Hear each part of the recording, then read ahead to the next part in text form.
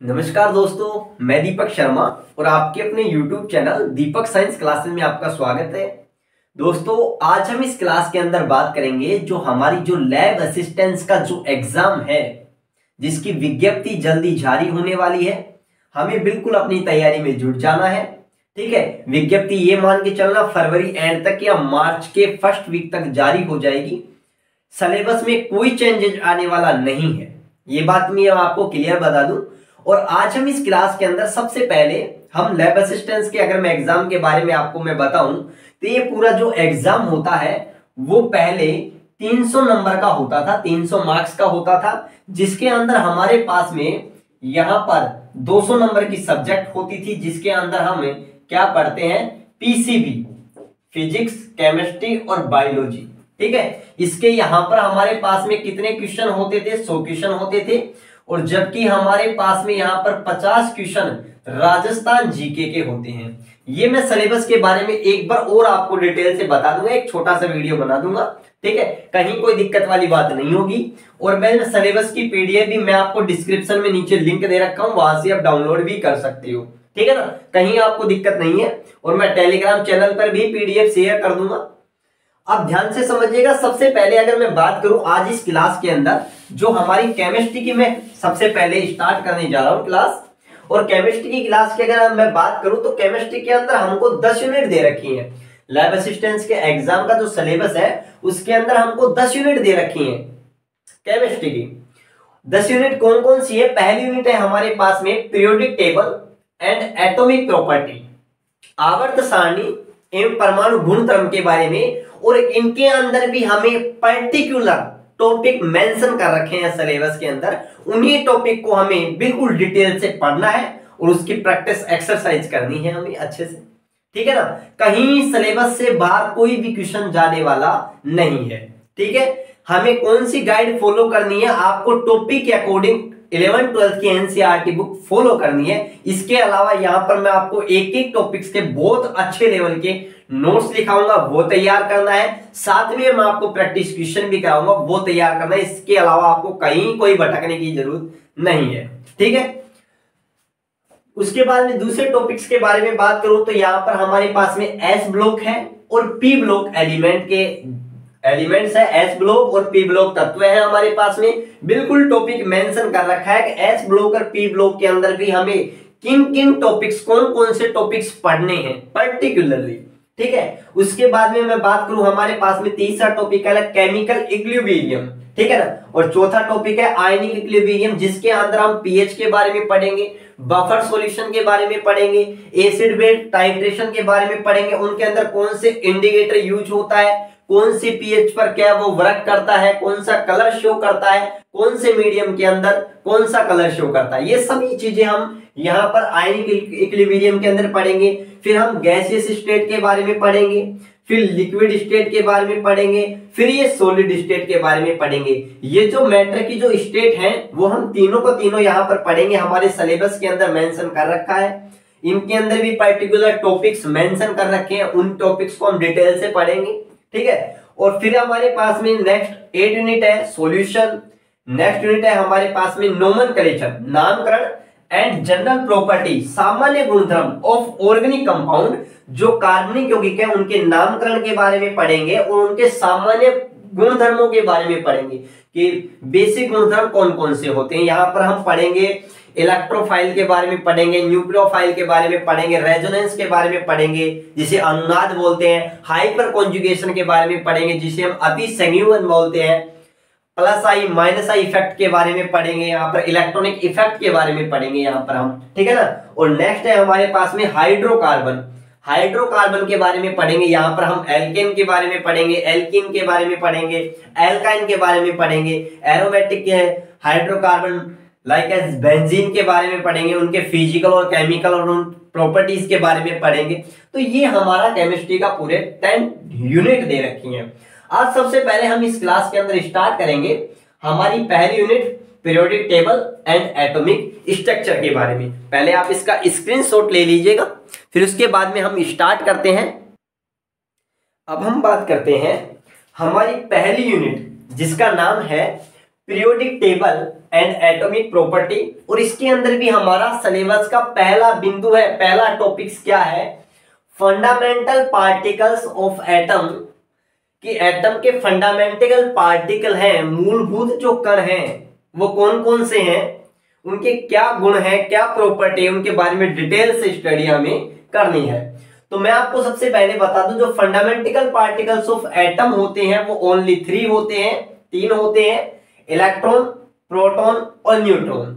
सबसे पहले अगर मैं बात करूं तो आपको पता है एटम होता है, एटम सबसे पहले जैसे बताया गया था कि एटम होता है वो एक अनकटेबल होता है, नॉन डिविजिबल पार्टिकल्स होता है, बट ऐसा होता नहीं है।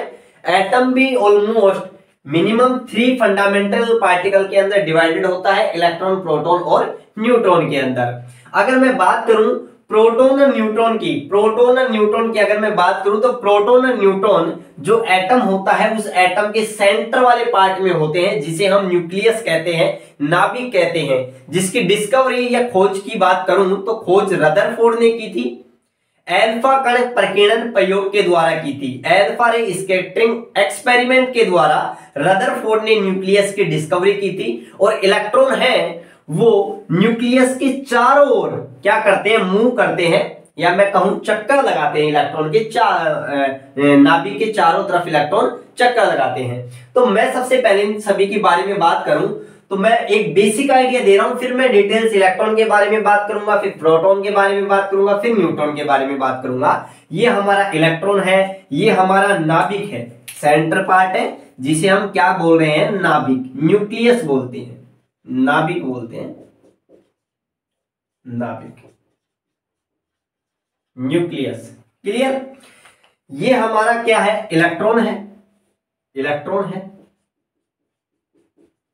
है, जिसकी अगर मैं खोज के बारे में बात करूं, डिस्कवरी के बारे में बात करूं, खोज के बारे में बात करूं तो इसकी खोज किसने की थी, जे थॉमसन ने की थी। किसने की थी, जे थॉमसन ने की थी। और वो खोज कब की थी, 1897 के अंदर वो खोज की थी। और खोज जिस किरणों के द्वारा की गई थी उस किरणों को हम क्या कहते हैं दोस्तों, कैथोड रे।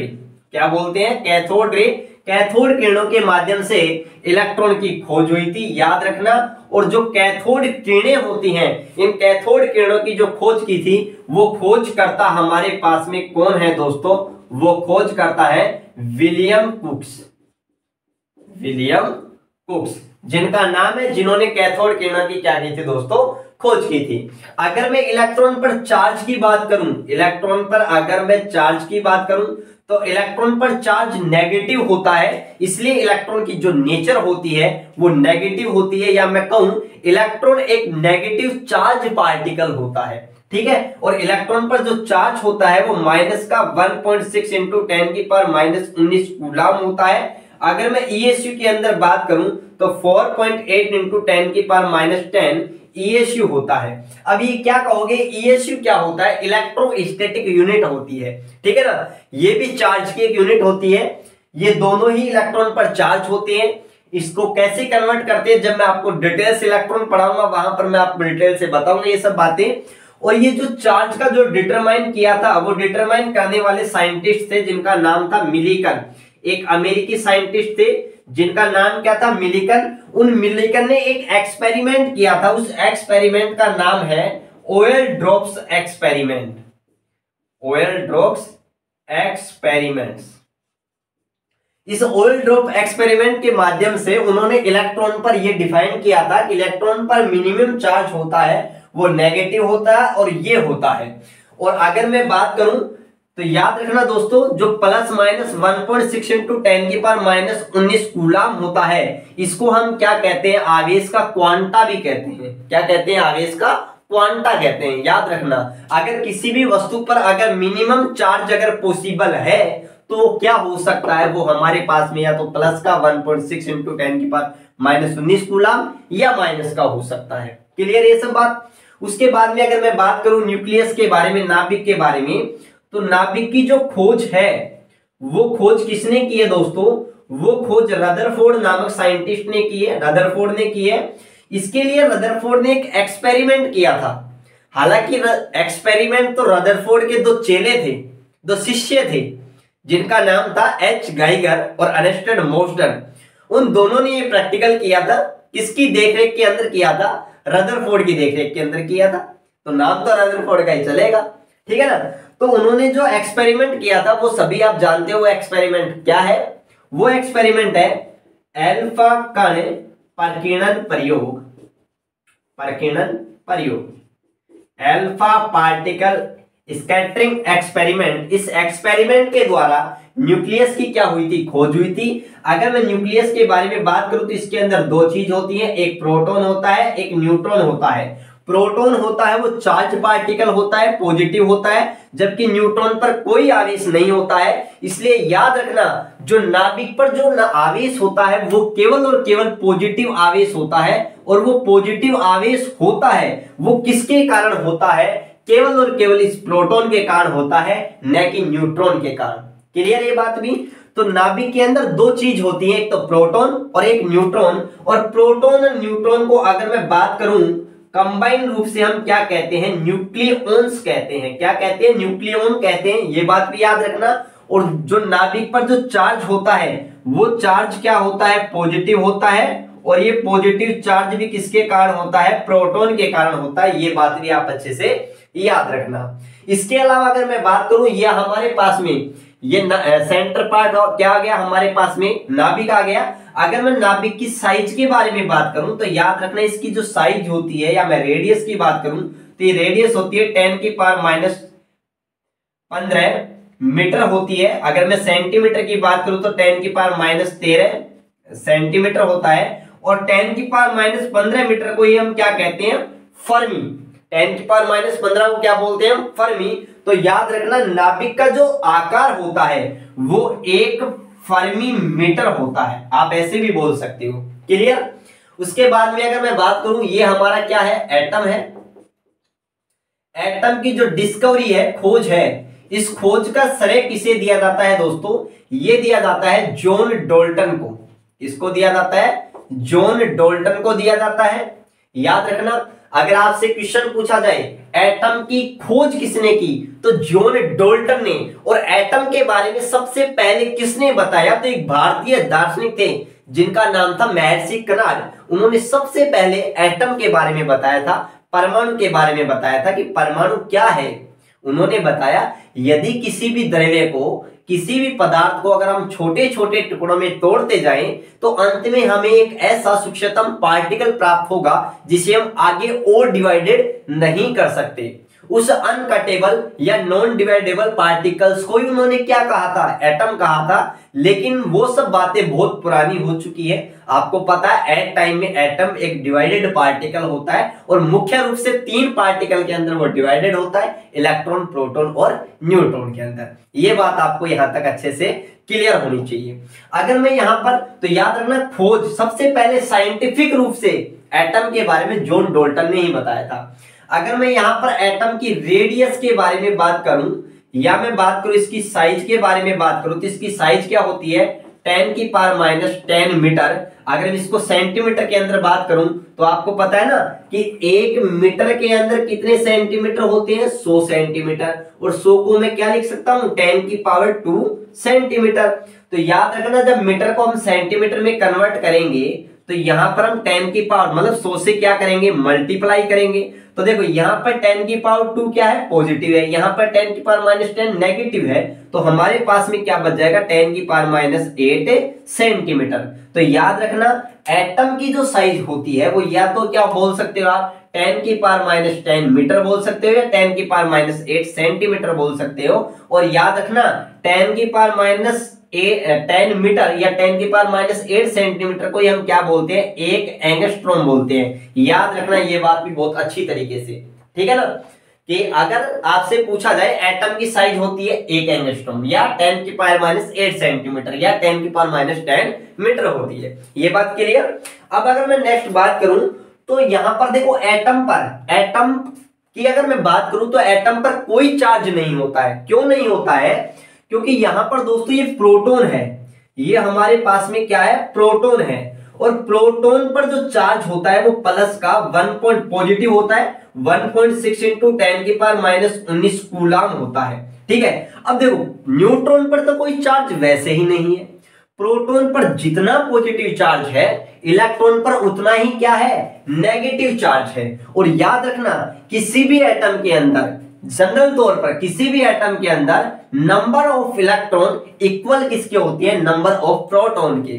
तो यहां पर जो कोई भी एटम है उसके अंदर परमाणु की संख्या, सॉरी प्रोटॉन की संख्या और इलेक्ट्रॉन की संख्या इक्वल होती है। मैं बात कर रहा हूं एक एटम के बारे में, न कि मैं आयंस के बारे में बात कर रहा हूं। क्लियर? तो परमाणु के अंदर कोई भी परमाणु, उसके अंदर प्रोटॉन की संख्या न्यूट्रॉन की संख्या समान होती है।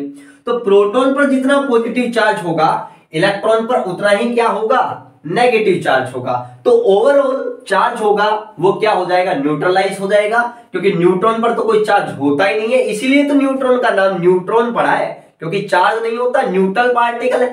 क्लियर? तो वैसे ही हम यहां पर क्लियर कर सकते हैं कि न्यूट्रॉन पर कोई, सॉरी एटम होता है ना, एटम, उस पर कोई आवेश नहीं होता है। तो एटम की अगर नेचर की बात करें तो नेचर कैसी है, न्यूट्रल है। ठीक है ना, उदासीन है। और एटम एक उदासीन पार्टिकल होता है, न्यूट्रल होता है। ये बात सबसे पहले बताने वाले साइंटिस्ट कौन से थे, जे थॉमसन।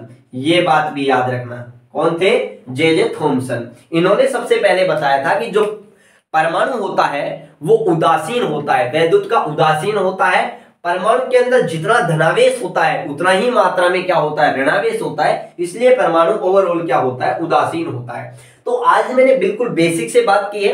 मैंने आपको कुछ इंग्लिश के अंदर टर्मिनोलॉजी भी बताई, हिंदी के अंदर भी बताई, बोथ मीडियम को मैं साथ लेकर के चलूंगा। ठीक है, कहीं कोई आपको प्रॉब्लम आने नहीं दूंगा। यहां तक अगर आपको कोई डाउट है तो आप कमेंट कीजिएगा, यहां तक आपको कोई भी डाउट होना नहीं चाहिए वैसे। क्लियर यहां तक? चलो अब हम नेक्स्ट क्लास के अंदर स्पेसिकल बात करेंगे इलेक्ट्रॉन के बारे में, फिर उससे अगली क्लास में बात करेंगे प्रोटॉन के बारे में। बिल्कुल एक एक टॉपिक के अंदर बहुत डिटेल से पढ़ेंगे। शायद आपको ऐसा किसी कोचिंग में या किसी ऐप के अंदर भी आपको ऐसा कंटेंट नहीं मिलेगा, ये मेरा विश्वास है, ये मेरा आपसे वादा है। ठीक है, तो मिलते हैं नेक्स्ट क्लास में। तब तक आप सभी का बहुत धन्यवाद। स्वस्थ रहें, मस्त रहें और पूरा एंजॉय करें अपनी पढ़ाई के साथ में। मिलते हैं नेक्स्ट क्लास में। बहुत बहुत धन्यवाद।